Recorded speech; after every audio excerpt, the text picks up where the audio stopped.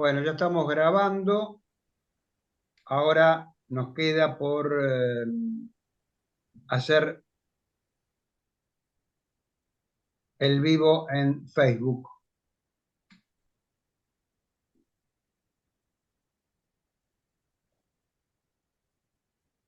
Esperamos breves segundos, un poquito de paciencia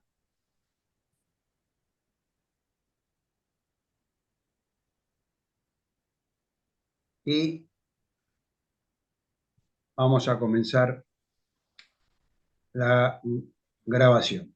Bueno, ahí sí. Sergio, si te parece, te cedo la palabra para arrancar.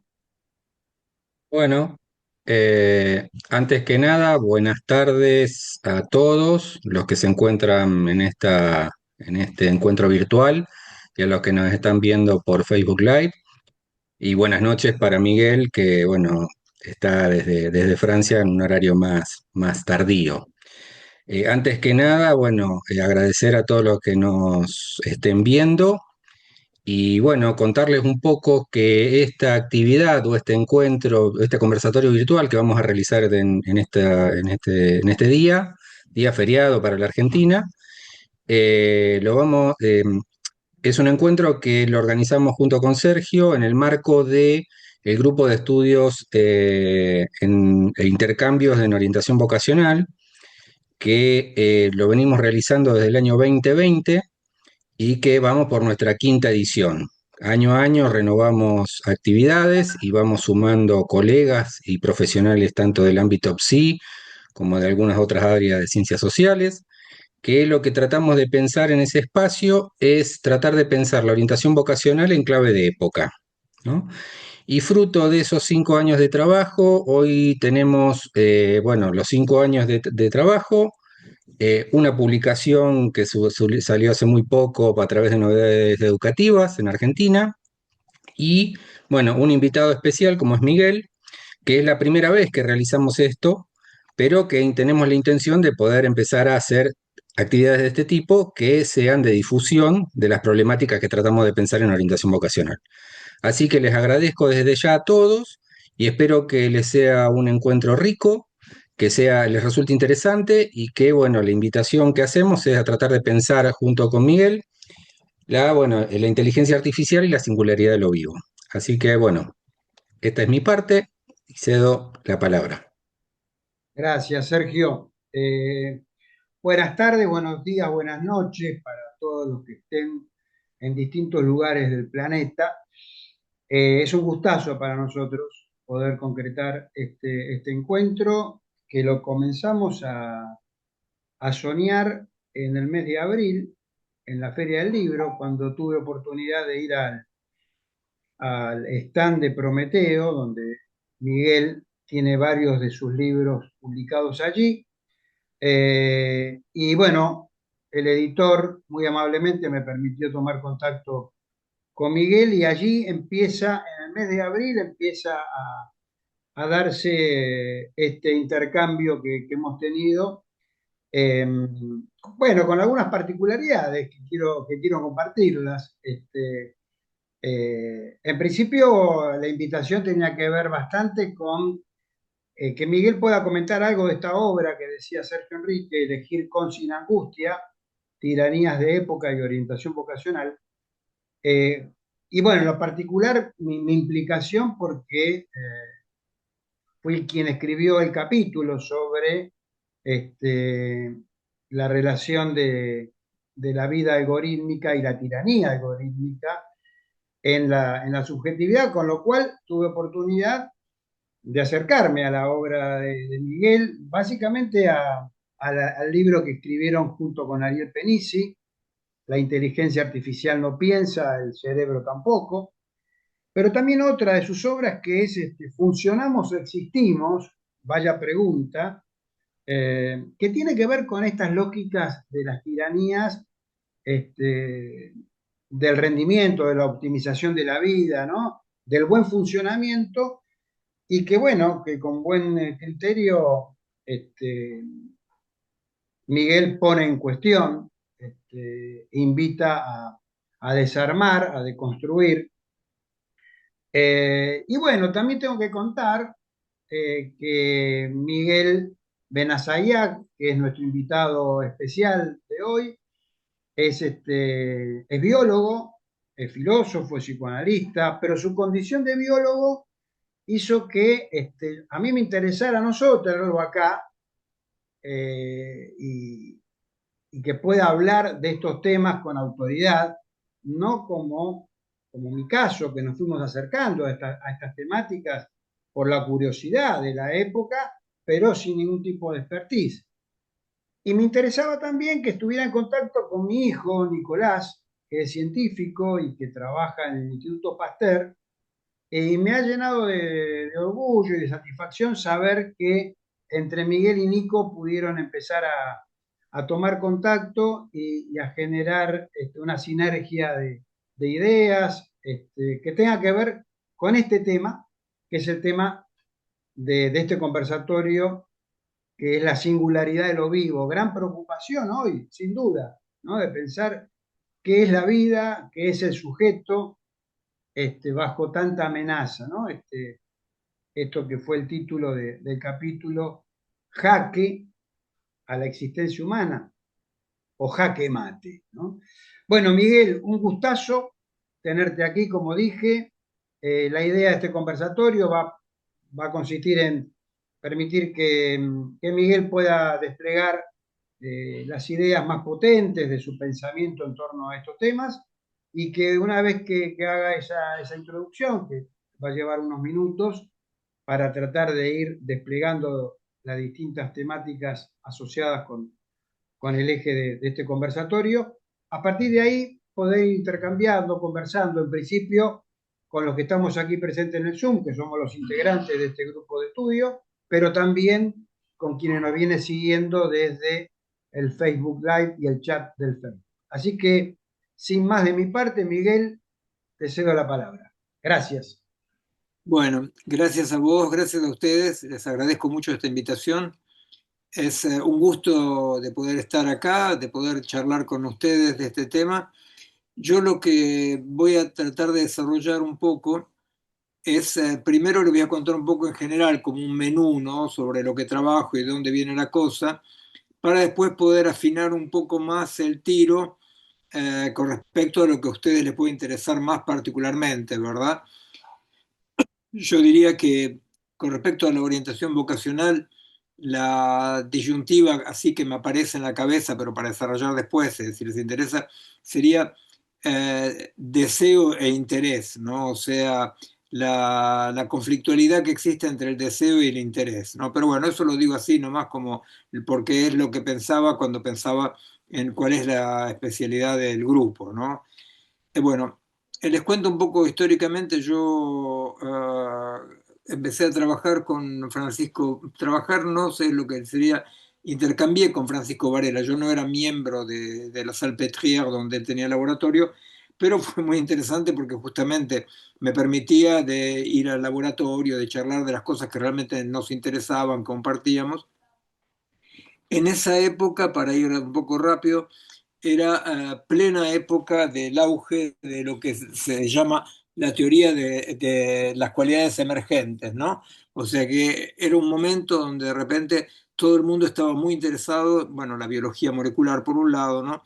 Pero la idea de que finalmente todo emerge de manera bottom-up, ¿no? De abajo hacia arriba se va armando y aparece de los simples fenómenos más complejos. Entonces en esa época nosotros trabajábamos con robot, mini robot, estábamos muy interesados en la cibernética, por supuesto, estoy hablando de 25, casi 30 años atrás. Eh, Efectivamente la fascinación era poco a poco ver que era increíble lo que podían hacer esas máquinas que ya eran inteligencia artificial, ¿no? No como ahora, pero ya eran. Vida e inteligencia artificial. En un momento dado, frente a esa fascinación, Francisco hizo en uno de sus libros, y bueno, la posición que tomó, era medio como demasiado cerca de Jean Petitot, que es un epistemólogo francés muy conocido porque trabajó con Lacan, bueno, es un genio, ¿no?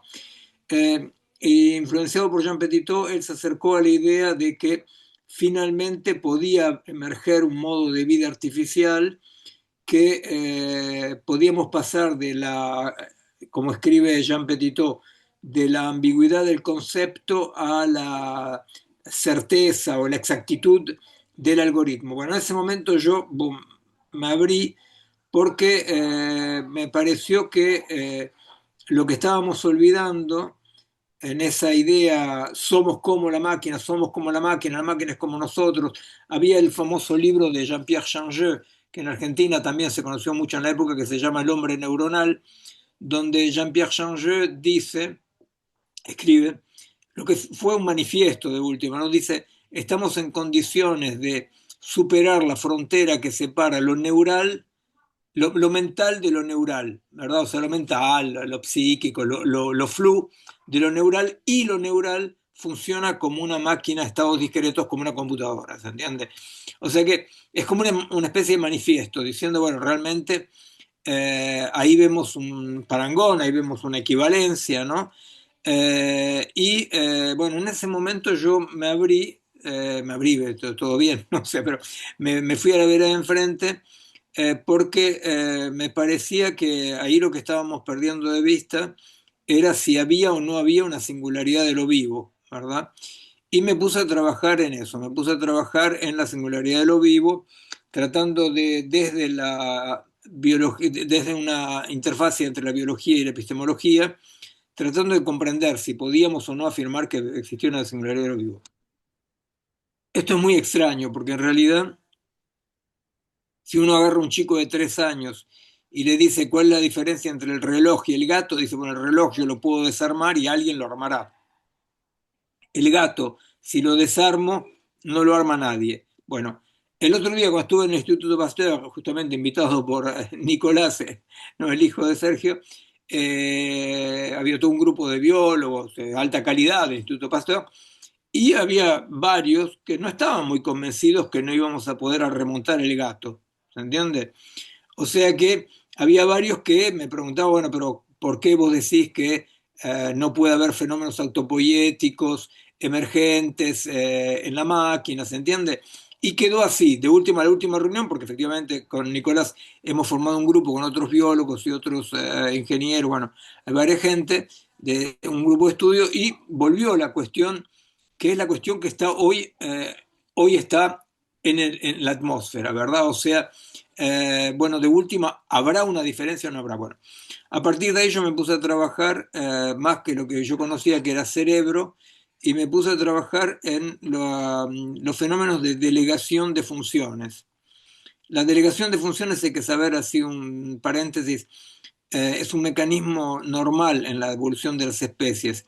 De una especie a otra se delegan funciones y las zonas liberadas cerebrales se reciclan para otra cosa.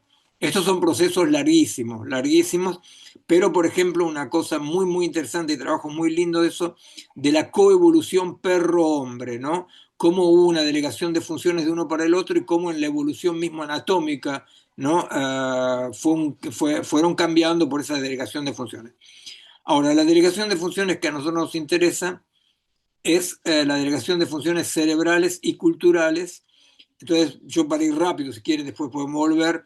Bueno, yo puse como hipótesis y quedó más o menos aceptado por la comunidad, ¿no? Digamos, que podemos hablar de tres grandes revoluciones antropológicas con respecto a la delegación de funciones. La primera la podemos nombrar nada más, que es cuando, no sé, Sapiens Sapiens o como se llame, adquiere el lenguaje articulado, ¿verdad? O sea, que pasa de una comunicación a un lenguaje articulado, o sea, quiere decir que hay una lengua que tiene un cierto nivel de autonomía, ¿verdad? O sea, ahí es una delegación de funciones. ¿Por qué? Porque, bueno, efectivamente da una potencia enorme a la humanidad, porque te dicen, bueno, hay un pozo y entonces te lo dijeron, no hace falta que te caigas para, o sea, no hace falta la experiencia, el conocimiento directo, hay conocimiento indirecto. El conocimiento, la balanza entre conocimiento directo e indirecto hay que entenderla como una gran potencia, pero a la vez también una debilitación, ¿no? Porque la delegación de funciones se basa en una información y no en una comprensión. entendiendo por comprensión un fenómeno siempre físico, ¿verdad? Una comprensión es una experiencia física, o sea, algo que nosotros de una manera o de otra tenemos una experiencia que le da un sentido. La información no. Entonces, es un mecanismo siempre de desterritorialización, porque yo voy hacia la lengua, ¿no? Y de reterritorialización, bueno. La lengua, hubo miles de lenguas, dialectos, miles, ¿no? Y sigue habiendo, ¿no? Uh, entonces, con la lengua, que debe haber tardado sus millones de años, ¿no? La lengua se reterritorializa como, bueno, porque si bien hay una delegación de potencia, de funciones y de potencia, hay una reterritorialización porque cada pueblo, pero ya directamente cada pueblo, vieron cómo es la cosa, ¿no? Cada pueblo va a tener su dialecto para decir lo que hace falta decir en ese lugar, ¿se entiende? O sea que hay algo de situado, o sea que hay la desterritorialización por delegación de funciones, cierto, pero hay una regulación por reterritorialización local. Bueno, la segunda gran revolución antropológica es la escritura, por supuesto, que es un misterio absoluto, porque hace 6.000 años apareció más o menos, con algunos siglos de diferencia nada más, en varios lugares del mundo, Egipto, China, la Mesopotamia, por supuesto, ¿no? Eh, bueno, bueno, acá es lo mismo, o sea, también en el mismo proceso hay una delegación de funciones. La escritura es una potencia, una técnica, una potencia tal que ustedes saben que Sócrates no quería escribir. Sócrates dice que si escribimos vamos a congelar el pensamiento y que se va a perder el soplo de la verdad que pasa, el soplo, ¿no? Eh, y Platón, a pesar de haber escrito todo, en un escrito paralelo, que es una de las cartas de Platón, la carta número 7, él va a decir, pero la filosofía no se puede escribir, ¿verdad? O sea que él dice, podemos escribir, pero hay no escribible. Bueno, lo mismo, con la escritura hay mecanismos de regulación, de reterritorialización, para hacerle decir a la escritura lo que el territorio necesitaba, ¿se entiende? O sea, lo que hace falta, ¿no? El ejemplo más así banal es, los esquimales tienen creo que 30 palabras para decir blanco, ¿no? Para nosotros, claro, blanco es blanco, no tenemos 30 experiencias de blanco, ¿no? En la escritura lo mismo, pasa lo mismo, bueno, y son 6.000 años y todavía hay pueblos no alfabetizados o semialfabetizados en las ciudades, etc. Cuando llega la tercera gran revolución, hay una delegación masiva, rapidísima, ¿no? Y sin ningún mecanismo ni de regulación, reterritorialización, o sea, no hay algoritmos Pachamama, ¿verdad? Eh, no hay algoritmo francés, ¿no? El modo de modelizar es un modo único, ¿verdad? Y entonces lo que va a pasar con el mundo algorítmico es que hay una delegación masiva de funciones sin ningún tiempo de regulación y sin ninguna territorialización, ¿no? Territorialización múltiple, quiero decir. Entonces yo lo que estudié fue hace mucho tiempo, va mucho tiempo, o sea, 10 años, 12 años, hace bastante, ya 14. Estudié lo que pasaba, decía, neurofisiología con la delegación de funciones cerebrales. Bueno, en la época nadie me daba mucha guita para esas cosas, entonces hicimos cosas así medio evidentes, con la imagería cerebral, con dos grupos de choferes de taxi, uno que empezaba a manejar con y otro sin GPS, y mostrar que 2 años y medio después de comenzar la experiencia, el grupo con GPS tenía atrofiados los núcleos subcorticales del tronco cerebral que se ocupan de cartografiar el tiempo y el espacio, ¿verdad? Porque eso es la plasticidad cerebral. La plasticidad cerebral tiene un lado muy bueno porque a los 95 años podés aprender algo y hay complexificación del cerebro y hay etcétera, pero en cualquier edad no usás esas redes y se atrofian, ¿verdad? Entonces, bueno, en la época habíamos hecho otras experiencias fáciles. Ver, por ejemplo, se puede ver, gracias a la cartografía cerebral, qué pasa cuando un chico aprende una cosa un poco complicada, como un logaritmo, una raíz cuadrada, ¿verdad? Cómo se complexifica el cerebro. Y bueno, por supuesto, lo que pasaba era que cuando apretaban un botón no se complexificaba nada, ¿no? Entonces yo laburé en eso, laburé mucho tiempo en esa cosa y la verdad que a todo el mundo le importaba un pito, ¿no? Es decir, ¿para qué estás laburando en la singularidad de lo vivo? La delegación de funciones, los colegas me decían, sí, bueno, es así, estamos viviendo un cambio epocal, evolutivo, decían, bueno. Y llegó por suerte ChatGPT. Y llegó ChatGPT y de repente, ¡pum!, fue el despertar, ¿no? Fue el despertar. La gente se da cuenta de que estamos cohabitando con una potencia terrible a la cual ya le hemos delegado un montón de funciones, ¿no? Ahora, esta delegación de funciones, por supuesto, como ustedes saben, ya no es más al GPS, ¿no? El GPS es como un chiste. La delegación de funciones es una delegación de función el amigo, el terapeuta. Hay millones y millones de personas que consultan todo el día cualquier cosa con ChatGPT, de lo más íntimo, lo más técnico, o sea que ya hay una delegación de funciones de la función que va de la función partner, ¿no? De la función amigo, partner, ¿no? Entonces, claro, de repente lo que va a aparecer, a mí me van a contactar un poco de todos lados, que van desde oncólogos de Italia a artistas, escritores, o la CTA autónoma, estos últimos preocupados por la desaparición, el reemplazo de puestos de trabajo, ¿no?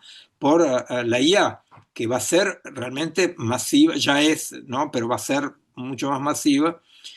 Entonces, claro, lo que apareció, la forma en que me apareció a mí, lo que me preguntaba la gente, era una forma muy particular que era de decir qué es lo que, como si fuera, qué es lo que podemos ofrecer, ¿no? Que la IA no puede ofrecer, ¿no? Eh, eso, bueno, decía, bueno, pero un dibujante, pero qué puedo yo ofrecer de más? Pero, bueno, en los casos de puestos de trabajo, como los amigos de la CTA, efectivamente la angustia era muy grande de decir, bueno, pero era como decir, bueno, pero ¿cómo puedo convencer al patrón que yo tengo algo para explotar que la máquina no tiene? Que me explote a mí, ¿no? Eh, y bueno, ahí lo que aparece son dos cosas, ¿no? Por un lado aparece que es una pregunta de vencido eso, porque cuando uno hace esa pregunta, ¿qué tendría yo que chat no tiene o que no tiene todavía? Yo ya me estoy considerando como ser humano como un agregado de módulos, ¿verdad? Un agregado de módulos y aplicaciones y me pongo en rivalidad con un agregado de módulos, bueno. Y por el otro lado, claro, el asunto este de ChatGPT no piensa, el cerebro tampoco, es que en realidad, claro, nosotros sabemos cómo piensa Chat, cómo piensa Chat. Y claro, Chat no piensa, por supuesto que no piensa, pero el cerebro tampoco, el cerebro no secreta el pensamiento. El cerebro participa con todo el cuerpo, entre otros cuerpos, participa a la combinatoria del pensamiento simbólico. Después hay un pensamiento corporal, pero bueno, eso podemos hablar en otro momento. Entonces es ahí donde de repente nosotros vemos que hay una transformación, realmente hay una metamorfosis, o sea, de la relación así, de la relación al mundo que estamos viviendo, que va en el lado sí realmente funcionante, o sea, hay razones históricas, es cierto que estamos viviendo hace varias décadas una crisis muy, muy profunda de sociedad, económica, todo punto de vista, hablo mundialmente, ¿no? Y las amenazas son enormes, ecológicas, de todo punto de vista, y no es extraño que de repente el funcionamiento es como ansiolítico, ¿verdad? O sea, como yo no puedo proyectarme en el futuro, yo me preocupo de si funciona bien o funciona mal, ¿verdad? O sea que, digamos como que desaparecido el sentido de la historia y del progreso, lo que vamos a reemplazar, no me preocupo más por el sentido, me preocupo por el funcionamiento, ¿no? Eso digo como comentario de también qué es lo que enjabonó el tobogán para permitir que más rápido la cosa se instalara, ¿no?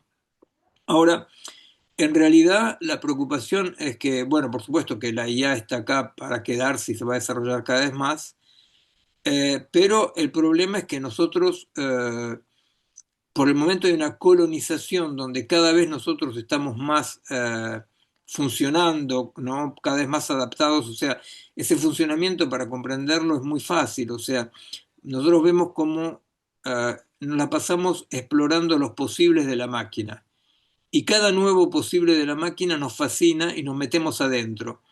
Y mismo cuando no explotamos, no utilizamos un posible en la máquina, nos sentimos como en defecto, ¿no? O sea, tengo la máquina que tiene tantas posibilidades y yo no las estoy utilizando, ¿no? Y ahí aparece como una rivalidad de especies casi, ¿no? Porque cada vez exploramos menos nuestras posibilidades, ¿no?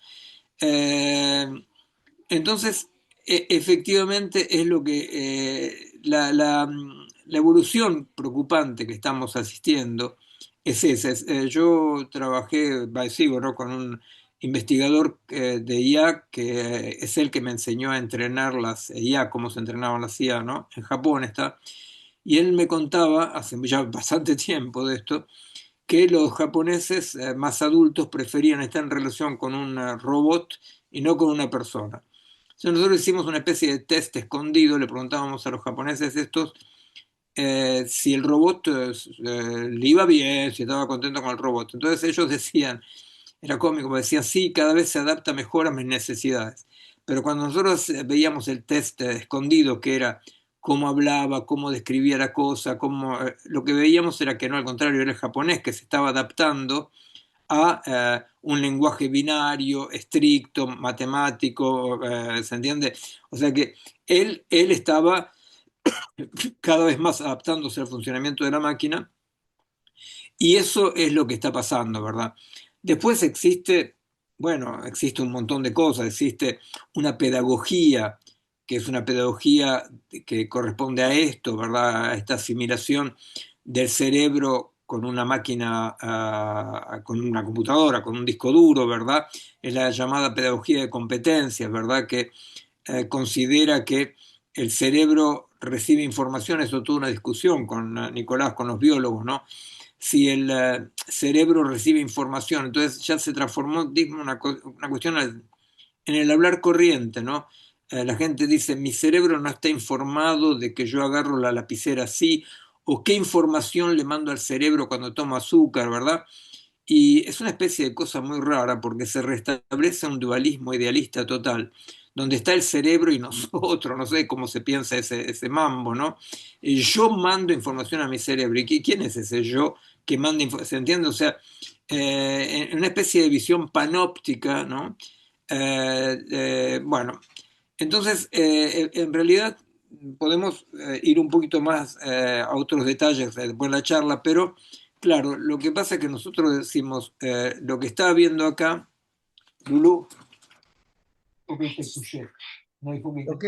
que va viendo acá es un perro que pasea, Miguel. genial, bravo. Bueno, ahora, chao, Lulú. Lulú, que todos los pedagogos me van a decir que te acostás muy tarde. Bueno, esto es Disculpen, eso es la reproducción tardía que he tenido en en mi vida. No el perro, la chica. Perro yo era, mi historia era perro.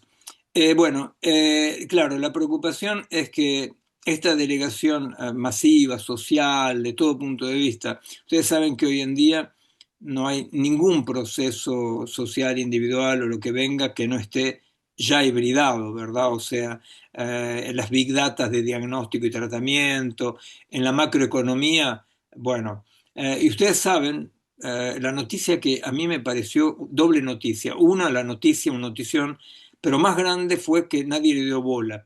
Y es que en Albania nombraron a una ministra IA. Le dieron una cara, ¿no? Tiene un velo, una mina linda, así, debe tener, no sé, 40 años, qué sé yo, va a tener 40 años, parece, ¿no? Y hace 2 semanas dije el presidente de Albania, que en principio, bueno, no sé, bueno, presidentes locos hay, pero bueno, y dice, que la IA está embarazada, que va a tener 20, o no, 12 IAs chiquitas que van a ir a los ministerios, pero no como ministers, sino para ayudar, ¿no? Es una especie de neopotismo IA, ¿no? La ministra mete a sus hijos. Bueno, este mambo, que es un mambo así de delegar las funciones, también tiene que ver con el hecho que en Argentina haya un ministerio de la desregulación, ¿se entiende? O sea, ¿por qué es importante? Es importante porque los tiempos de la IA, el modo de funcionamiento de la IA, es no compatible, no quiere decir que no se pueda articular, pero en principio no es compatible con todas las regulaciones, los ciclos biológicos, telúricos, culturales, ¿se entienden? O sea que la vida, uno de los elementos de singularidad de lo vivo, es que la vida no existe dentro de la temporalidad lineal, ¿no? La vida es una serie de ciclos, donde va para adelante, pero para ir para adelante va para atrás, ¿entiende? O sea, usted toma en cualquier ciclo, el ciclo de Krebs, cualquier ciclo. Usted no pueden decir empieza acá y va para allá, ¿entiende? Es orgánicamente integrado. Y efectivamente uno de los elementos fundamentales de la IA es esta de regulación y ruptura de lazos orgánicos, pero no por maldad, sino por naturaleza propia de su modo de funcionar. Donde aparece el problema es cuando nosotros, socialmente, individualmente, nos vamos calcando al funcionamiento de la IA, lo cual nosotros vemos los síntomas, los chicos aislados. Aparte, bueno, eh, esta imposibilidad de saber, bueno, pero ¿qué podemos hacer de otro? Les doy un ejemplo tontito, así nomás, ¿no? El problema con la IA es que es muy confortable, muy, muy confortable, ¿no? Y entonces, claro, es tan confortable que resulta que mismo para una actividad mínima, que es, pónganle, ir al cono suburbano en Buenos Aires o una gran ciudad, y uno dice, ¿en nombre de qué yo no pondría el GPS? ¿Se entiende? O sea, ¿en nombre de qué no lo pondría? ¿Se entiende? O sea que es muy fuerte eso, o sea, ¿en nombre de qué? Bueno, lo que pasa es que, claro, existe por todos lados. Hay una poesía que yo siempre aconsejo de leer, que es de un poeta griego, Cavafi, que se llama Itaca, la poesía, ¿no? Donde él cuenta, explica eso de que lo propio de lo vivo y de lo humano no es llegar lo más rápido posible al objetivo, sino que lo que existe es el recorrido, ¿verdad? O sea, que lo que existe es el recorrido. Bueno, esa es una contradicción, por ejemplo. Bueno, mismo Hegel tiene un pasaje, no me acuerdo ahora exactamente, bueno, después le puedo dar, si me acuerdo, tiene un pasaje donde él dice, comprender de qué se trata, eso es mortal, dice, porque lo importante es el proceso de comprensión, ¿se entiende? Bueno, uno diría, sin ningún tipo de catastrofismo, bueno, no hay ningún problema de cohabitar con un aparato que rápidamente encuentra soluciones, mientras que nosotros sepamos guardar nuestra singularidad de los recorridos, ¿se entiende? Pero el problema es que no es así. El problema es que estamos cada vez más fascinados por una temporalidad rápida, urgente, ¿no? Que hace que justamente lo propio de la vida, que son la exploración de los recorridos posibles, lo abandonamos en nombre de una linealidad que encima nos fatiga enormemente, ¿no? O sea, vieron ustedes que hay un síntoma así mundial, ¿no? De fatiga neurológica, porque contrariamente la televisión, viste, te pone tonto, ¿no? O sea, te hipnotiza, te quedas ahí.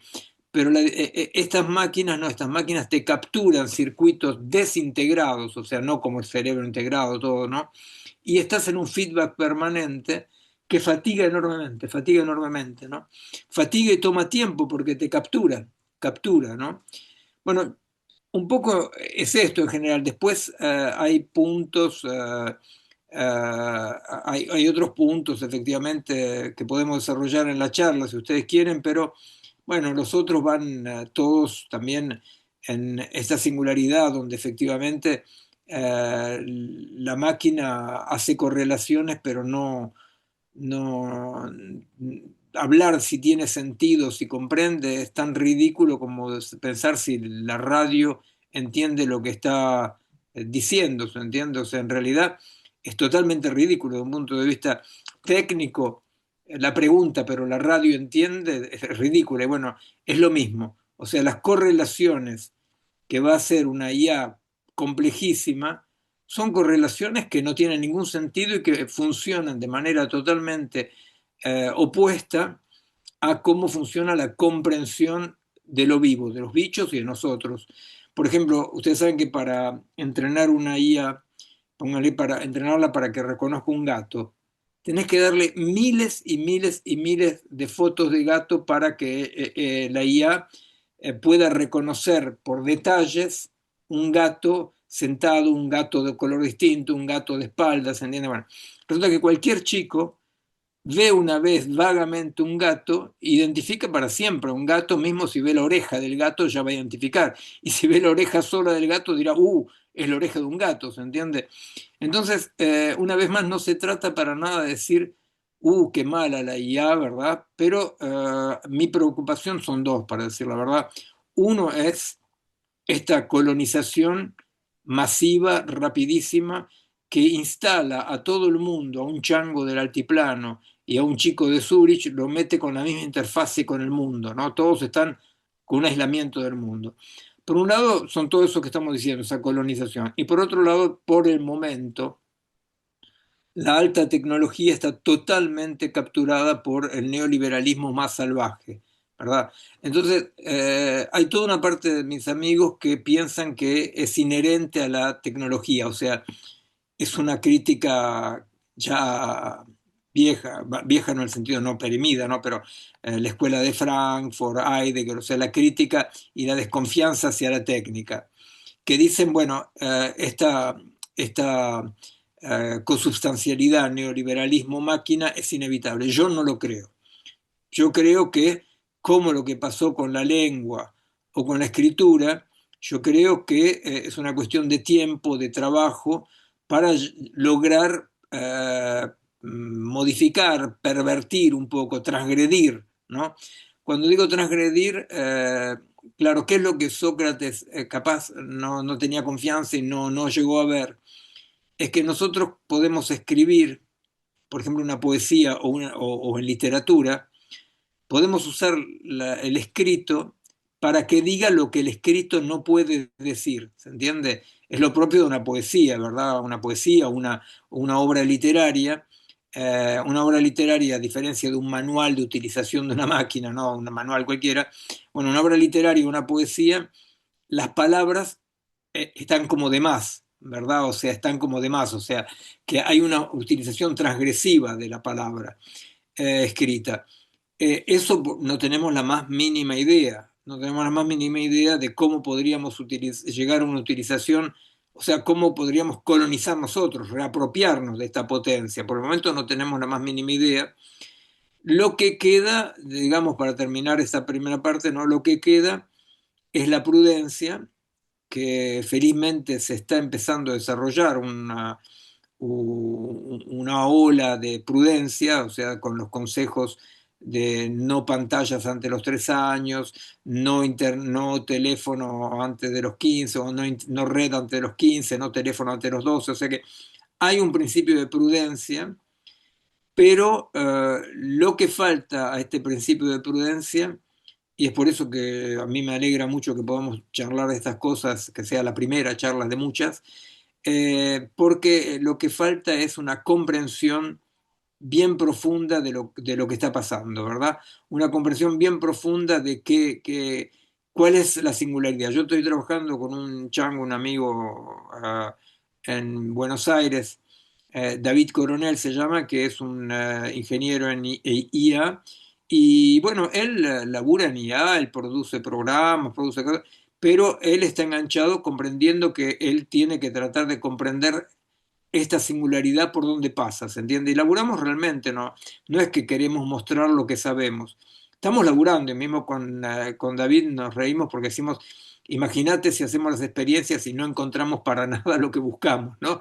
Y bueno, no importa, pero lo que importa es que tenemos que tomar esta responsabilidad de no dejarnos ir al confort de esta tecnología y darnos cuenta que hay como un llamado de atención diciendo, ojo, tenemos que ser responsables, tenemos que pensar eso. Lo último, yo dije dos cosas, la otra es que hay un grupo humano que empieza a saber utilizar esto de una cierta manera un poco transgresiva, que son los artistas.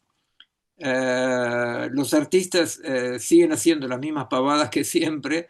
Antes lo hacían con papel maché, ahora lo hacen con la IA, ¿se entiende? O sea que la comunidad de artistas, para decirlo en medio un poco así amplio, la comunidad de artistas está formada, no toda, pero en buena parte por gente que tiene un proyecto, que tiene un deseo concreto y la tecnología la ven como, mira qué divertido puedo usar esto, ¿no?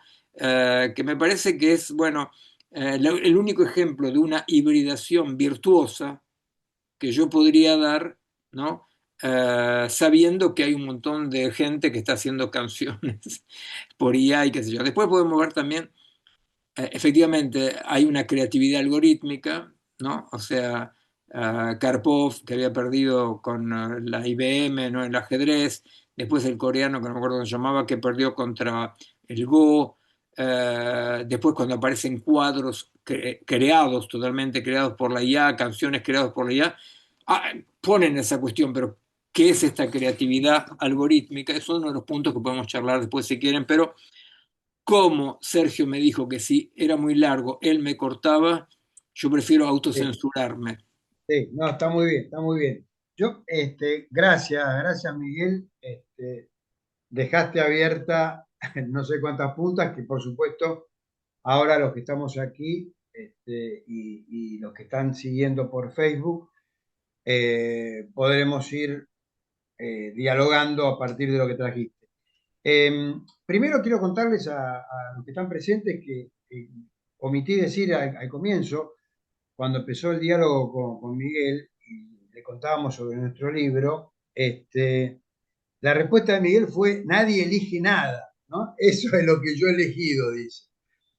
Bueno, obviamente que a los psicoanalistas eso no nos resulta excesivamente provocativo, pero sí para muchos que se aproximan a este campo de problemáticas de elegir qué hacer en la vida, resulta, ¿no? Es como decir la vocación no existe, que, bueno, que es una de las cosas que venimos tratando de promover como parte del diálogo con los profesionales. También decirte, traías el caso de Albania, pero mucho más cerquita nuestro, en el municipio de Zárate, hace unos días atrás, se ha nombrado a la primera funcionaria de ChatGPT, digamos, ¿no? Y Con bueno, rango. Argentina potencia. Exactamente, exactamente. Bueno, a mí particularmente tu visión esperanzadora, diría, ¿no? Respecto a la IA corriéndola del lugar de Cuco, ¿no? Que nos viene a liquidar. Bueno, yo soy por ahí, sigo siendo por supuesto esperanzador, pero también muy temeroso, tengo que decirlo, ¿no? Hay todo este fenómeno de delegación de funciones que vos relatás. Eh, bueno, lo noto en la actividad clínica, en las instituciones escolares, ¿no? El avance de algo que podemos decir empezó ayer a la tarde, ¿no? En términos históricos, y produce, bueno, cambios que son realmente muy potentes. Así que, de mi parte, quería preguntarte si esto que en su momento hicieron, este estudio sobre la atrofia neuronal a partir del estudio con estos choferes de autos, taxistas, si hubo alguna nueva investigación respecto justamente a procesos más recientes, digamos, de delegación de funciones. ¿Hay algo, conocés, Sí, Este, hay muchos estudios, mismo con los choferes de taxi se rehicieron varios, pero te diré que lo que pasa es que ahora ya es una evidencia tan grande, porque todas las personas, todo el mundo puede experimentar que no se acuerda más ningún número de teléfono, todo el mundo puede experimentar que tiene muchos problemas para ubicarse en una calle, o sea que hay como una especie de evidencia. Entonces, las investigaciones que se hacen ahora en neurofisiología, bueno, ya no están ahora, pero bueno, estos últimos 5 años, por ejemplo, fueron para comprender, por ejemplo, te doy un ejemplo, ¿no? Las vías neuronales que toma la lectura sobre papel y la lectura sobre pantalla, por ejemplo, ¿ves? O sea, porque también empíricamente se constató que la lectura sobre pantalla no toma las mismas vías sinápticas que la lectura sobre papel. Eso gracias a la imagería cerebral, es una Yankee Wolf se llama, que la primera que hizo este estudio, donde digamos que la lectura sobre pantalla, el mismo texto por supuesto, ¿no? Eh, tiene tendencia a tomar más bien las vías de lo que se llama la memoria de trabajo, viste que la memoria de trabajo es lo que vos te acordás, te dan un código para entrar a una casa o qué sé yo, vos te acordás el código, los 10 minutos que te hace falta y después lo largás, ¿verdad? O sea, en cambio las vías de memoria profundas, las que van a efectivamente esculpir el cerebro, esas son las que están solicitadas, por ejemplo, con papel, ¿no? Entonces eso fue primero un misterio, ¿no? O sea, uno dice, bueno, ¿qué es lo que determina esto, ¿no? Entonces hay estudios, pero digamos que me parece que se transforma en una tal evidencia la debilitamiento de las funciones cerebrales con respecto a la delegación, que más bien lo que está pasando ahora es que está considerado como, bueno, ya como decía antes, está considerado como un punto evolutivo, ¿no? O sea, se considera que, bueno, que de ahora en adelante será así. A nosotros nos puede chocar, pero pongamos un ejemplo nuestro. Nosotros, por ejemplo, con respecto a un vaqueano, resulta que el vaqueano se pasea por la pampa y vos no ves nada y él mira un palito y dice, ah, por acá pasó un caballo, el jinete estaba qué sé yo, ¿verdad? Nosotros no tenemos ninguna de esas capacidades. Y bueno, nosotros vivimos. Pero entonces la gente está en general frente a esta delegación masiva, la reacción es más bien decir, bueno, es así, por suerte tenemos las máquinas y chau. Sería un poco, hay una visión un poco naif y peligrosa de progreso, ¿no? O sea, como diría, bueno, yo ahora ahora hay antibióticos, entonces si me contamino, ¿se entiende? O sea, hay una visión así un poco naif, tonta, que no ve que la delegación masiva es una delegación sin regulación orgánica. La primera vez que hubo lo único que se puede comparar con esto técnicamente es cuando llegó el reloj, ¿no? Cuando se masificó el reloj. O sea, el reloj fue la primera tecnología así que nosotros estudiamos, capaz que hay otros, ¿no? Pero la primera tecnología que domesticó a lo vivo, ¿no? O sea, que domesticó a lo vivo, o sea que contra la percepción de si es mediodía o no es mediodía, contra la percepción de las necesidades de comer, no comer, ¿verdad? El reloj hacía que un campesino que estaba en el sur tenga la misma mediodía que uno que estaba en el norte, por ejemplo, ¿verdad?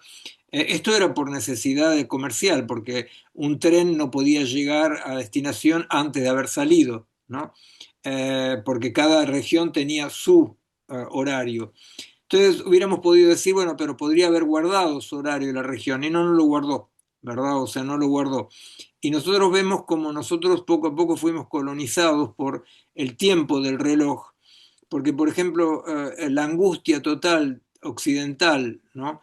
Del tiempo que se va, el tiempo que se escapa, el presente nunca existe, se opone a lo que pasa realmente neurofisiológicamente en el cerebro con el tiempo, porque el tiempo en el que nosotros vivimos es un tiempo que dura, no es un tiempo que escapa, ¿verdad? O sea, la duración del tiempo es, por ejemplo, lo que permite de ver que cuando uno está escuchando música, no escucha una nota y otra nota y otra nota, sino que hay una presencia simultánea del pasado, del futuro y del presente, ¿verdad? O sea que los organismos vivos eh, con los instantes producen duraciones que tienen una estabilidad.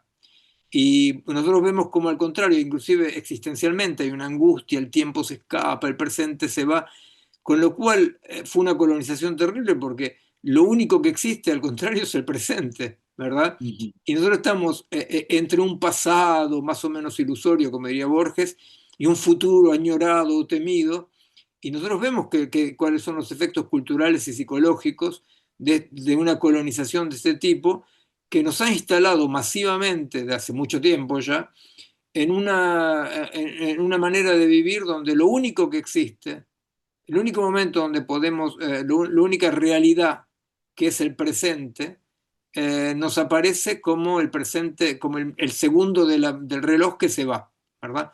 Bueno, esta potencia de modificación de nuestra percepción, de nuestro modo de vivir, de relacionarnos con nosotros mismos, es lo que la IA está modificando y está jodido para largar más investigaciones, Sergio. Está jodido Sí, sí. porque nadie quiere investigar nada en este sentido, nadie le encuentra ningún sentido a investigar nada en este sentido. Es como una evidencia que todo el mundo dice, bueno, como lo que decía, el ejemplo tonto. De acá al fin de la charla, si alguien puede decirme, ¿por qué ir a un suburbio desconocido sin GPS? ¿Se entiende? Ujú. ¿Cuál es Sí. la razón? A veces te digo, por usar, ¿no? Yo creo que todos los que estamos aquí somos usuarios del GPS, pero a veces te hace doblar a la izquierda los semáforos donde no se puede, ¿viste? Entonces, Totalmente, digo, hay totalmente. algo que decís, che, dale bolilla al GPS, pero al mismo tiempo mirá un poco a tu Sí, alrededor qué es lo que pasa, ¿no? pero claro, pero es ahí, es por eso que yo daba el ejemplo del reloj, que no cohabitó mucho tiempo el tiempo local, real, con el tiempo abstracto del reloj, Sí, ¿verdad? O sea, sí. esa cohabitación que vos evocás, eh, mira, te doy un ejemplo, ¿no? Hace unos meses mi mamá, que vive acá al lado, que tiene 95 años, cumplió años. Entonces mis hijas dijeron, vamos a hacerle una torta de chocolate a la abuela. Y tomaron toda la tarde para hacer la torta de chocolate. A ninguno se le ocurrió ir a comprar una torta de chocolate porque les gustó tomar ese tiempo. Bueno, eso es lo que nosotros estamos de repente colonizando, ¿no? Claro. O sea, uno diría, yo voy al suburbio y trato de ubicarme. Ujú. Difícil, ¿verdad? Hasta la torta de chocolate para la abuela se comprende. Pero ya, ¿por qué Ujú. ir a perderse a un suburbio? Ya eso, ¿se entiende? O sea que eso coloniza, nosotros perdemos capacidades, entonces somos más dependientes, ¿se entiende? O sea que más tenemos los núcleos, eso para hablar concretamente, los núcleos subcorticales, más los tenemos atrofiados, más tenemos miedos de lanzarnos, ¿se entiende? O sea que Ujú. es un círculo vicioso, por eso yo hablaba de círculo virtuoso, ¿no? Y círculo vicioso, ¿no?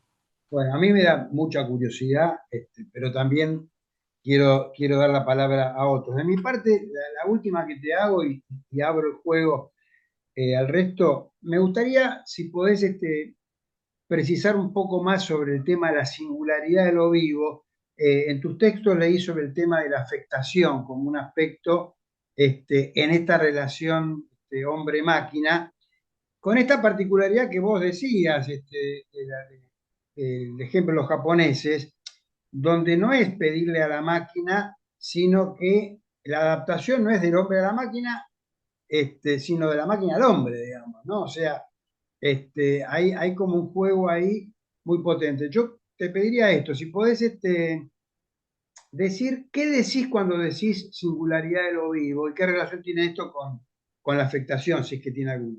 Bueno, singularidad de lo vivo porque como la única posibilidad que nosotros vemos, parecía así virtuosa, es que lo colonizado deje lugar a una hibridación, ¿no? O sea, se entiende la diferencia entre hibridación.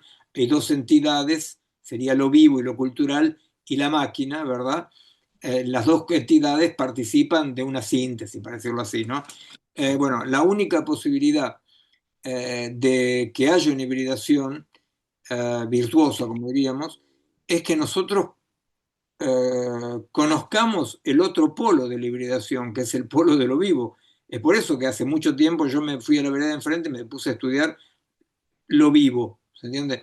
Porque, claro, nosotros cada vez que hablamos de información con respecto al cerebro, cada vez que, no, todo nuestras palabras, nuestro modo de comprensión, todo asimila, o sea, bueno, cuando se dice el cerebro es como un disco duro y el pensamiento es como un programa, un software, ¿no? Para nada, por ejemplo.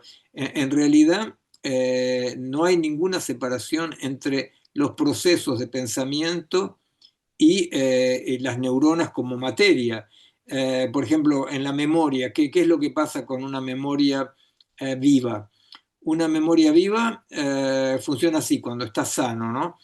La memoria selecciona lo que se va a acordar, y selecciona con respecto a la particularidad de la persona, ¿no? O sea, la historia de la persona, la cultura de la persona.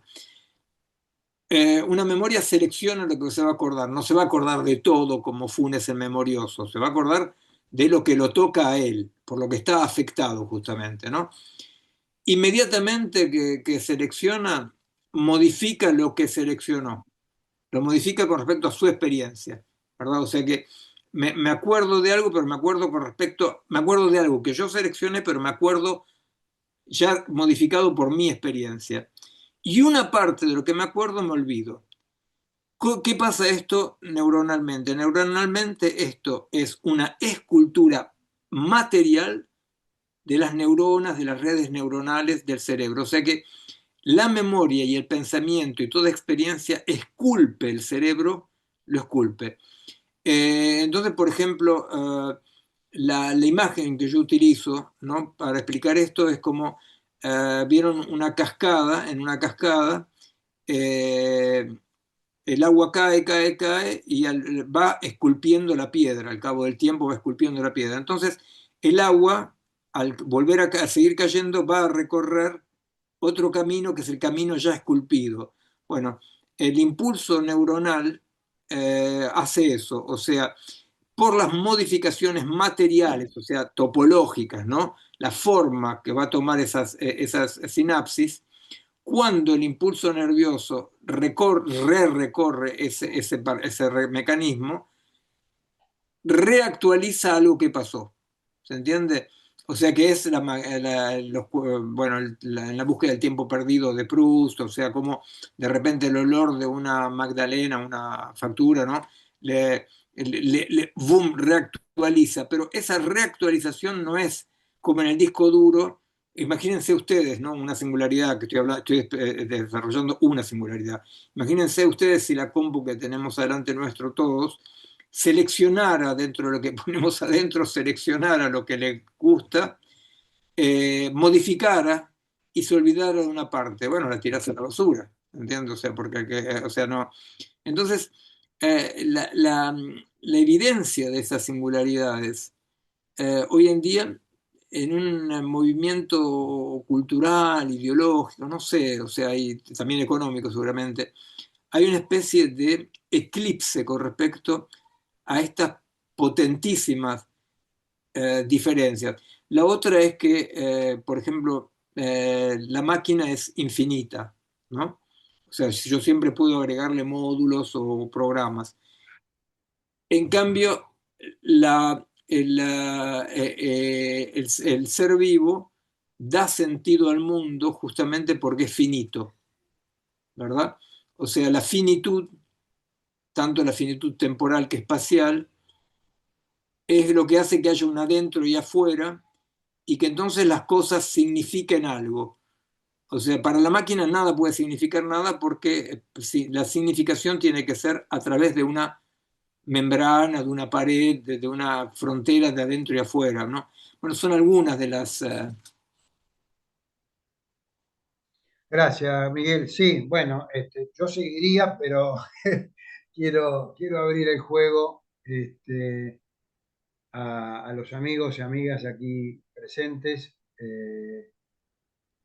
Sergio, Daniel, el resto de la gente. Sí, Dani. Bueno, bueno, muchas gracias, Miguel. La verdad que una exposición interesantísima. La cabeza, me parece, no sé, imagino que a todos, a todas, estalla con preguntas, con cuestiones, con inquietudes. Seguramente cada uno de nosotros también está leyendo, tratando de leer bastante, pero además escuchando el fenómeno de la IA en la propia vida, en el entorno, y depende de la actividad profesional, en el entorno con los pacientes, con las instituciones, con las comunidades, ¿no? En todas sus vertientes, ¿no? Elijo tres cosas para compartir de lo que escuché. Eh, bueno, es una pregunta, es una hipótesis, digamos, pero que está dando vuelta todo el tiempo, pero es una pregunta. Hablaste todo el tiempo, por supuesto, del tema de la velocidad y la cantidad también, ¿no? En el sentido del exceso.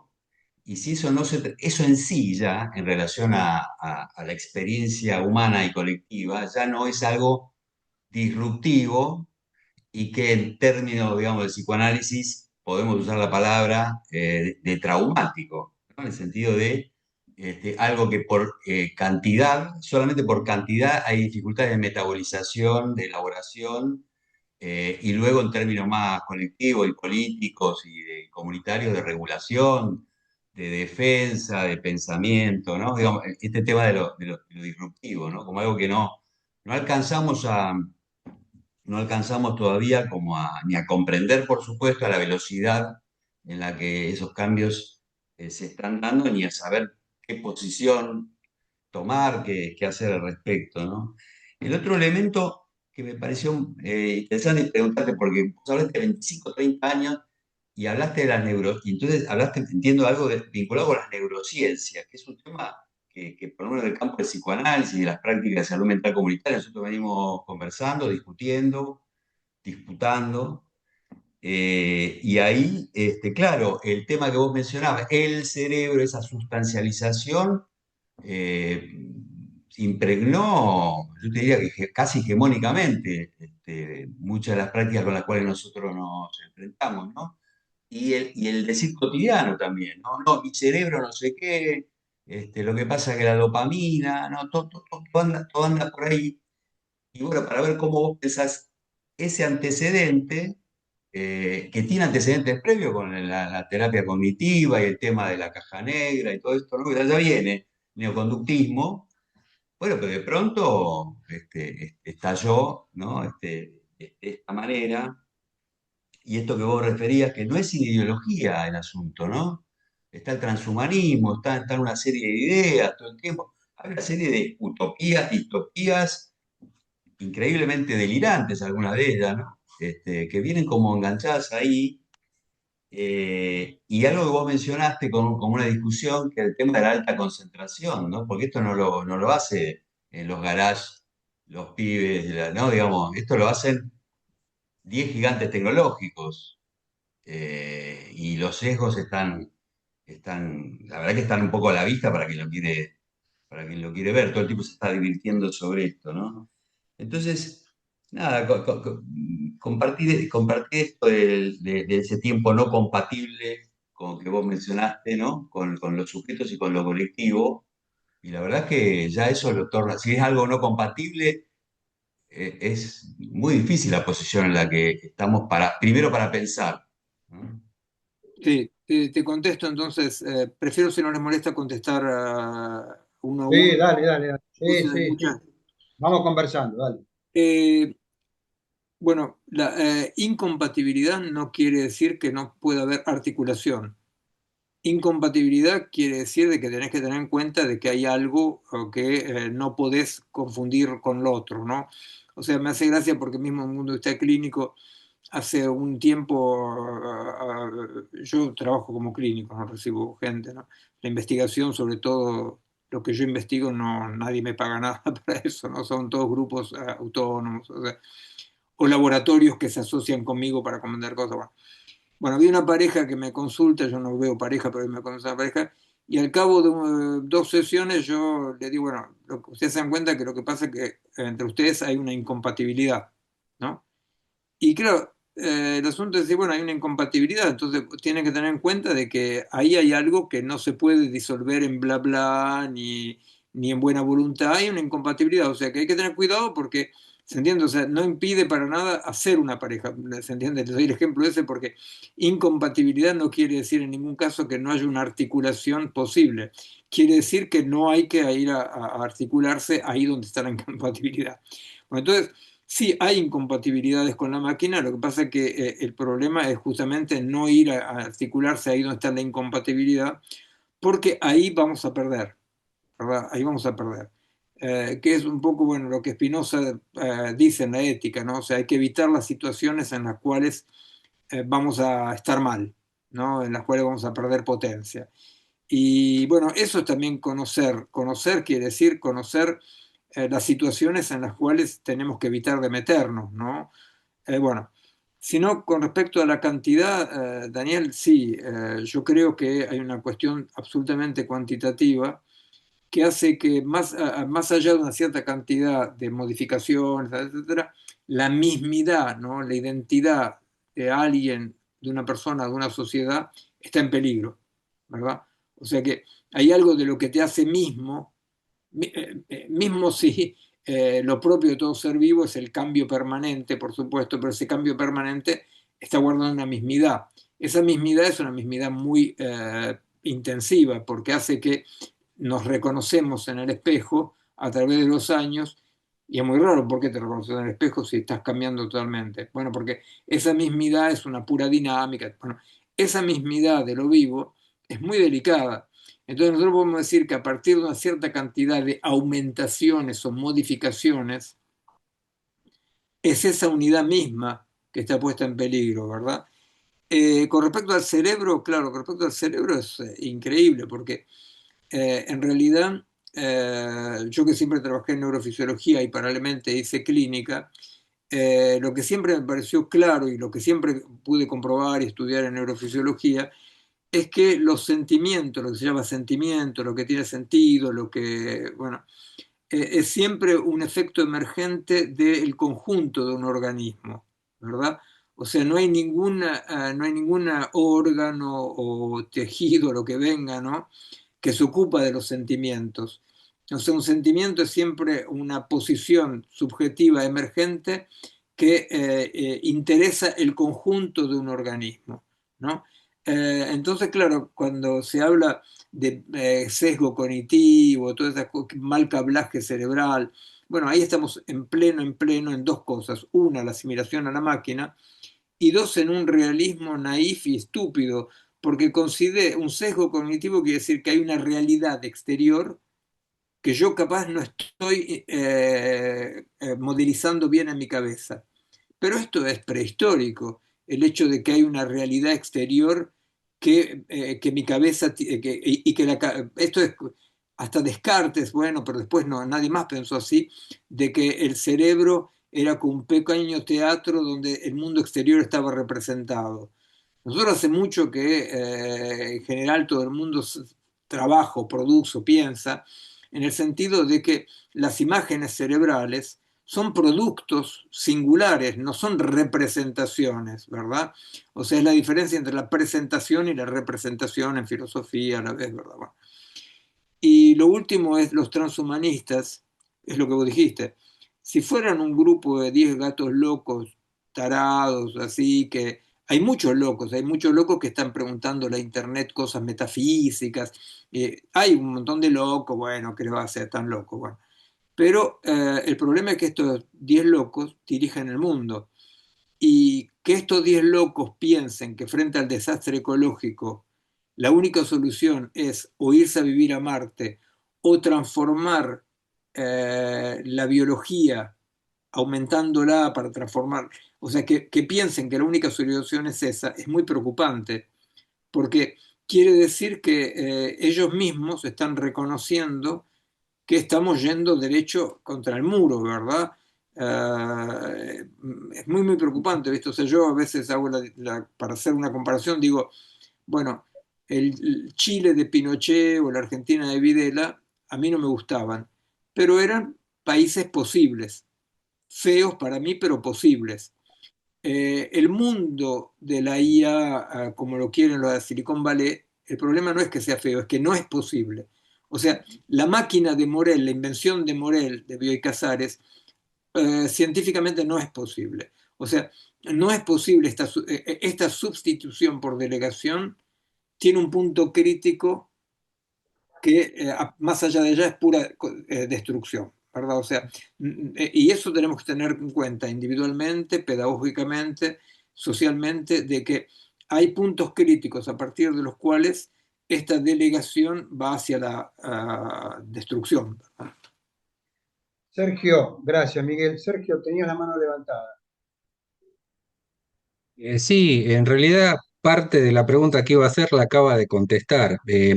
Yo justamente lo que a mí me llamaba la atención, digamos, en toda esta cuestión de la IA y demás, es todos estos cuerpos filosóficos o todas estas conceptualizaciones que aparecen a partir, digo, del transhumanismo, el poshumanismo, incluso el manifiesto Cyborg, digo, de Donna Haraway, donde aparecen todas estas discusiones, digo, esta posibilidad de rediseñar la propia condición humana, o incluso hasta el delirio de Kurzweil de hablar de la singularización de lo humano, ¿no? A través de la migración de la mente o el cerebro a alguna máquina, ¿no? Que están las fantasías y están las utopías. Y vos hablabas, Miguel, en un libro de una conversación con Regis Meirán, Tiranía algorítmica, hablaba justamente una gubernamentalidad algorítmica, ¿no? Esto de ceder cierta cuestión del poder o de la regulación de la vida a la IA o a una máquina, ¿no? Y hablabas también en ese librito de los grupos de resistencia, que creo que algo de esto dijiste en relación a los artistas. Por ahí me gustaría que a lo mejor ahondes un poquito más en eso, con esa zona de resistencia que vos decís, porque también tiene que ver con esta cuestión del vínculo con lo político, Claro. ¿no? Sí, sí, claro, por supuesto. Claro, lo que pasa, viste, es que eh, la, la lógica tal como la conocemos, la lógica no tiene nada que ver con la vida.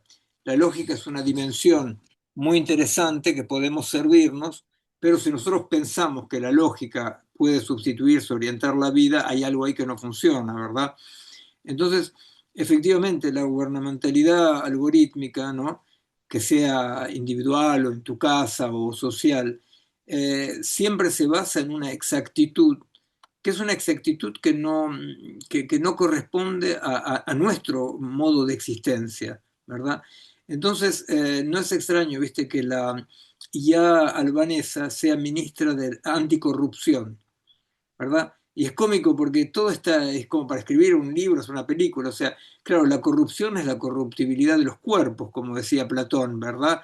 Es la corrupción del engaña pichanga, es la corrupción, o sea, nosotros sabemos muy bien que, digamos, corrupción cero solamente existe dentro del cementerio, ¿verdad? O sea, porque resulta que la corrupción es la forma emergente de la calculabilidad del mundo, ¿verdad? O sea, más el capitalismo abandonó los modos tradicionales de potlatch, de don y contradón, ¿verdad? O todos los modos tradicionales de intercambio, más el capitalismo aplastó esto, más inevitablemente emergió como el retorno de lo rechazado, de lo reprimido, ¿no? La corrupción es la respuesta, digamos, enferma, si uno quiere, a la opresión de lo vivo, o sea, que se manifiesta bajo formas siniestras, ¿no? Entonces, bueno, en realidad hay algo ahí, por eso yo decía antes, o sea, a diferencia de Pinochet o Videla, la diferencia es que no es posible, no es vivible, ¿no? O sea, no puede, no se puede, no se puede vivir con eso, ¿no? O sea, con... Entonces, claro, las formas de resistencia, yo insisto, tienen que pasar primero por experimentar y conocer todo esto, todo el lado de la vereda de enfrente, ¿verdad? Decir, bueno, pero ¿qué somos nosotros? Yo me acuerdo una vez en Italia, me preguntaban, era un lugar católico, bueno, me preguntaban mucho, bueno, pero la diferencia, al final yo dije, bueno, la diferencia es que el algoritmo, salvo error, no puede ser estúpido. o sea que no es estúpido, tiene un error. Nosotros podemos ser estúpidos o perversos o crueles o cabeza dura. Y bueno, todo eso hace parte de un conjunto donde también utilizamos de tiempo en tiempo la racionalidad. Entonces, es ahí donde hay una incompatibilidad que no quiere decir articulación imposible, pero hay una incompatibilidad. Y lo muy preocupante es que no estamos orientando la educación, no estamos orientando el mundo del trabajo, no estamos orientando el mundo de las relaciones teniendo en cuenta eso. ¿Ves? Por ejemplo, los encuentros por aplicación, los encuentros afectivos, amorosos por aplicación, son encuentros por coincidencia, ¿verdad? O sea, hay una lista de coincidencias, ¿sí? Por coincidencia. Y nosotros sabemos que en realidad, cuando hay un encuentro afectivo, amoroso o mismo amistoso, es justamente por la no coincidencia. O sea, hay algo que no coincide, hay algo ahí que no se articula bien y entonces, efectivamente, creo que a pesar de las aplicaciones hay gente que se encuentra, pero no por las aplicaciones, sino a pesar, ¿no? Y yo creo que tenemos los clínicos, los pedagogos, los maestros, los padres, las madres, o sea, tenemos que tratar de darle mucha bola a este tema para ver cómo nosotros podemos, cada uno en lo suyo, desarrollar modos de experiencia que no nos permitan estar totalmente capturados por los posibles de la máquina, ¿no? ¿Ves? Por ejemplo, hay cosas así muy sencillas, ¿no, Sergio? Suponete, acá el colectivo este que nosotros tenemos tiene un grupo de jóvenes, un colectivo que tiene que ver con ciencia, con política, con social, y trabajamos mucho desde hace mucho tiempo con los migrantes, por supuesto. Entonces, hay un grupo de jóvenes del colectivo, y entonces ellos decidieron un día de tener un iPhone solamente de grupo. Entonces, por ejemplo, tienen un telefonito que sirve solo como teléfono, pero bueno, no sé, están explorando, ¿se entiende? Lo que tiene de bueno esto, más que el resultado, es la intención de decir, no, yo no me como todo ya, porque lo que pasa es que estas modificaciones pueden ser indigestas de última, ¿no? Perdón, ¿puedo hablar? Sí, sí, Buenas sí. tardes.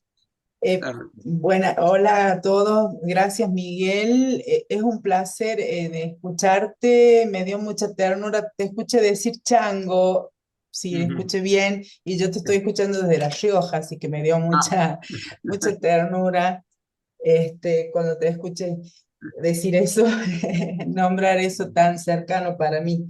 Bueno, esto esto que vienen, preguntas recién los grupos de resistencia, yo también me preguntaba y sé que, ¿cómo esto de la delegación masiva que vos decís sin regulación orgánica, cómo lo podemos, yo sé que es una pregunta muy amplia, pero a ver, ¿cómo se lo puede hacer? Porque eso me lleva a pensar en los excesos, ¿no? Es decir, en cómo se le pone tope al exceso sería, o claro, cómo, ¿no? claro. O sea que va por ahí, Miguel, es eso, Sí, preguntarnos, es experimentar, ¿viste? Por ejemplo, un ejemplo tonto que nosotros dábamos, ¿no? Era ponerle a un abuelo que el nieto, la nieta le pregunta qué podés explicarme de la sexualidad de los pajaritos. Resulta que el abuelo no tiene la más mínima idea. Entonces tiene dos posibilidades. Una, le cuenta alguna historia, inventa un mito y bueno. Entonces de última inventa algo y le cuenta. En cambio el otro abuelo agarra y aprieta un botón, ¿no? Y va a ver por Google. Bueno, dejando de lado el hecho que el nieto va a apretar mejor que él el botón, bueno, y tiene un montón de información. Entonces, en el primer caso nosotros decimos información 5%, transmisión y estructuración de la relación 95%. En el segundo caso, información 95% y transmisión 5% si existe, ¿se entiende? O sea, nosotros tenemos que, por eso yo insisto tanto en la singularidad, tenemos que darnos cuenta de estas diferencias, o sea que cuándo yo voy a tener el reflejo de ir a preguntarle a Google o a la IA, ¿no? Algo, yo tengo que tener el reflejo de que eh, evitarme el tiempo del proceso capaz sea deletario, ¿no? O sea, capaz que sea destructivo, ¿no? O sea, nosotros tenemos que poder darnos hacia las experiencias, hacia los chicos, sobre todo mostrarles el placer del tiempo del proceso, ¿no? Y esto es fundamental, ¿no? Por eso yo decía, es cómico con los artistas, cuando yo pregunté a varios así, ¿no? Porque claro, ellos estaban totalmente en la suya, ¿no? O sea, siempre con la cabeza en su lado, ¿no? Entonces incorporaban la IA, pero no es que incorporaban la IA, entonces el producto salía más rápido. Incorporaban la IA y hacían un despelote total porque lo mezclaban con todo o sea que no eliminaba el proceso, ¿verdad? Después, como modo de también otra práctica, ¿no? Práctica inmediata, digamos. Es inevitable que la gente pregunte a chat, bueno, perfecto. Ahora, la cuestión es cómo podemos enseñar y aprender uno mismo a que el producto que te da la IA no sea el producto final, sino que uno lo tome como una materia prima más, como lo hacen los artistas, ¿entiendes? O sea, de repente, no existe ningún periodista ahora, ya ninguno creo, que no pida su artículo, su columna a chat, ¿no? Bueno, pero ahí hay dos tipos. Hay el que tiene eso y punto, le da una pincelada nada más, pero el asunto es que uno puede tomar eso como una base. Y eso yo veía en los dibujantes, por ejemplo. Los dibujantes, yo tuve una experiencia, una vez, bueno, con un dibujante, ¿no? Que el tipo le pidió como una frase, ¿no? No es un chatbot, no es otro chatbot, ¿no? Que hace dibujos. Le pidió, le dijo así, la frase era: un aperitivo, un atardecer en el planeta Marte, estilo Delacroix. O sea, le describe y le dice qué tipo de pintor quiere. Inmediatamente, en unos segundos, aparecieron 4 proposiciones, ¿no? Fantásticas, muy lindas. Y entonces el asunto es decir, bueno, yo tomo eso como producto final o yo tomo eso como un elemento más a partir del cual yo puedo hacer algo, ¿no? Después otro punto es, lo digo así rapidito, es cierto que hay una creatividad algorítmica, o sea que el algoritmo puede crear algo nuevo, pero la creación del algoritmo queda en nuestra mirada, en nuestra lectura. O sea, hay dos cosas con respecto a la creación. Una, la más importante, es esta. O sea, es como si uno mira una puesta del sol y dice, está extasiado, mira la puesta del sol. Bueno, pero la puesta del sol para los elementos que la constituyen no es una puesta del sol, ¿se entiende? La puesta del sol somos nosotros que la vemos como puesta del sol. Bueno, todos los productos de la IA son así, no son ni puesta del sol, ni dibujos, ni textos, son asamblajes, ¿no? Que nosotros le damos un sentido. Eso es una cosa que hay que tener en cuenta, ¿no? Para no ponerse demasiado animista con la máquina. Pero el otro Claro. elemento es que la creación, que sea creación científica, artística, cultural, lo que venga, la creación siempre es un asunto de margen, de marginalidad, de minoría, ¿no? De esta dialéctica entre lo legal y lo legítimo, ¿no? Legal y legítimo no de la policía, digo, ¿no? Legal y legítimo, o sea, lo que es mayoritariamente lo llamamos legal y lo legítimo siempre excede lo legal, si no, no habría ni investigación científica, ni arte, ni amor, nada. O sea, lo legítimo quiere decir que yo, más allá de las fronteras ortodoxas o legales, investigo, ¿verdad? Bueno, la máquina no puede investigar en esas fronteras porque la máquina funciona por densidad estadística. O sea, la máquina está obligada estructuralmente a una mediocridad, ¿verdad? Porque nunca va a poder hacer correlaciones con lo que sea absolutamente minoritario. Yo puedo efectivamente programar algo, una pregunta que tiene que ver con lo minoritario, pero la respuesta será igual por densidad estadística.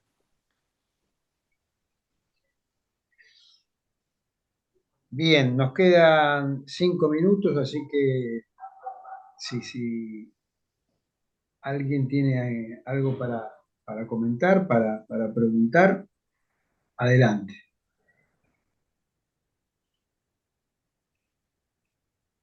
Permiso. Miguel, quería preguntarle, usted en un momento hace referencia a la prudencia, que son de alguna manera estas acciones que tenemos ante la amenaza que podemos sentir de todo lo que tiene que ver con la IA. Eh, ¿Por qué surge esta prudencia? Porque ¿qué genera que aparezca? Y es una forma de protegernos, digamos, nos pueden movilizar a generar cosas nuevas que nos ayude a transitarlas, a confrontarlas. Yo el ejemplo que doy con respecto a la prudencia es un ejemplo que cuenta Rodolfo Kusch en uno de sus libros, que cuenta que en el noroeste, donde él andaba siempre, había una sequía y viene un agente de Buenos Aires y le proponen a un agente de un pueblo de ponerle bombas de agua, ¿no? Y el que era un poco el capo, el jefe del pueblo, qué sé yo, ni le contesta, no le contestan. Entonces le preguntan al hijo, ¿pero tu papá entendió? Y dice, sí, entendió. Bueno, finalmente los porteños se las toman con su bomba de agua. Y lo que queda claro es que, claro, ahí había una posibilidad de resolver un problema, pero de manera lineal, problema-solución. Cuando hay una potencia lineal que se incorpora a un funcionamiento orgánico, puede poner en peligro el funcionamiento complejo orgánico, ¿verdad? O sea, no todo está en la solución, porque la solución es como una simplificación de una complejidad orgánica. Esto de manera, lo que Kush entendió muy bien y que explica muy bien en su libro, en África es un horror, porque llegan todos los humanitarios que llegan con la mejor buena voluntad del mundo, instalan técnicas y tecnologías que destruyen todo el tejido social, todo el tejido, toda la estructura, ¿verdad? En nombre de tenés hambre, hay que dar de comer, hay una urgencia. Y entonces, en realidad, visiblemente, lo propio de la cultura, de lo vivo, de lo que, los bichos que somos nosotros, es que hay que tener cuidado cuando dentro de ese conjunto una línea de eficacia y técnica muy potente aparece, porque no es seguro que podamos incorporarla orgánicamente, ¿verdad? Entonces, la prudencia tiene que ver no con un consejo que haya que rechazar o no, pero saber que andar resolviendo rápidamente problemas en la vida puede llegar a ser un problema, ¿no? O sea que tenemos que tener un poco cuidado con, porque que resuelve problemas rápidos está seguro, pero que resolver problemas rápidos a nosotros nos arregle siempre, eso seguro que no, porque somos seres del, del recorrido, somos seres del camino, del proceso, ¿no? En lo cual la solución, bueno, sí, es necesaria, pero, viste, Durkheim, ¿no? El sociólogo, él cuenta una vez que, claro, dice, una tribu que bailaba para que llueva, ¿no? Entonces, voy a decir, bueno, no sirve para nada bailar para que llueva, ¿no? Pero lo que pasa es que si vos bailás durante la sequía, vos evitás que la gente se vuelva loca, vos guardás la cultura, ¿me se entiende? O sea que todas esas eficacias no lineares a la máquina se le escapan, ¿verdad? Y a nosotros el problema es que a nosotros se nos están escapando, ¿no? Y nosotros tenemos que proteger eso, ¿no? Ujú. Así es. Bueno, última. Lo que planteó perdón, lo que Sí, planteó al dale, Claudio. principio iba a hablar de deseo e interés. Ah, sí. No, bueno, pero eso Es efectivamente para tiene... otra conferencia. Claro, no, no, sí, pero digo una palabra, o sea, es cierto que en el utilitarismo funcionante actual Ujú. hay toda una corriente ya bastante vieja de la economía también, ¿no? Que dice los agentes económicos siguen su interés, ¿verdad? Bueno, yo creo que nosotros por cultura compartida sabemos que eh, los seres humanos no somos seres que respondemos a un interés panóptico claro y calculable, ¿verdad? Que es un poco la continuación de la otra pregunta de Javier, ¿no? O sea, efectivamente, entonces yo pensé eso porque, claro, la orientación vocacional, ¿no? O sea, en este momento todo eso que tendrían como que aplastarlos a ustedes porque no hace falta andar buscando la orientación vocacional, los deseos, las tendencias, tendrían que seguir su interés. Pero quien sigue su interés se aliena a un funcionamiento exterior al suyo, ¿no? O sea, mismo si es su interés, ¿no? Y en cambio el deseo es una cosa mucho más compleja que tiene que ver con la transmisión, con las afinidades selectivas, ¿verdad? Y de repente resistir, y resistir tiene que ver efectivamente con ayudar a la gente, a los jóvenes, a estructurarse alrededor de su deseo, de sus afinidades selectivas. Y bueno, está bien, hay que comer, bueno, de acuerdo, hay que comer, pero hay que vivir para comer ¿no? Y no comer para vivir, ¿no? Eso, en psiquiatría yo veía eso con casos de anorexia, que te dicen, tiene que comer para vivir. No, yo decía, no, mira, la verdad es que tiene que vivir y después viviendo comerá. Entonces nosotros tenemos que resistir desarrollando un frente de resistencia muy fuerte, donde nosotros defendemos el deseo complejo, profundo y territorializado de los jóvenes, ¿no? Contra el interés contable y panóptico.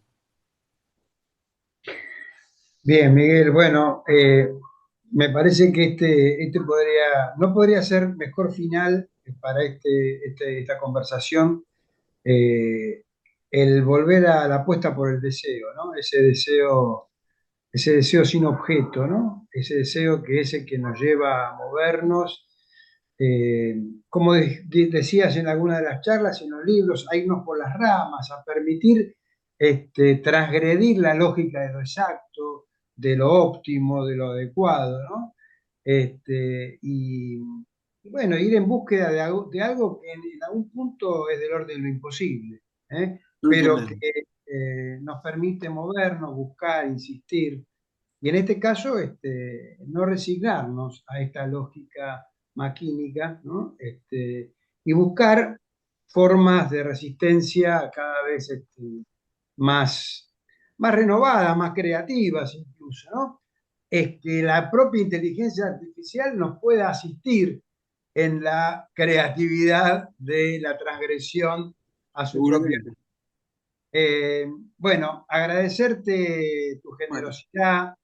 muchas gracias a ustedes, a vos, al grupo, saludos a los que están ahí atrás escondidos en Facebook. Y Y bueno, ojalá que este encuentro no sea el último y que podamos volver a abrir canales de diálogo que tanto nos enriquecen con tus de aportes. acuerdo. Bien, Entonces va para que sea el primero este encuentro. dale, ojalá que Chao, así sea. chao, Abrazo gracias. Gracias, grande. un placer, muchas gracias. Un Chao, Muchas placer gracias, enorme. Muchas Miguel. gracias, Miguel. Chao, chao. chao. Muchas gracias.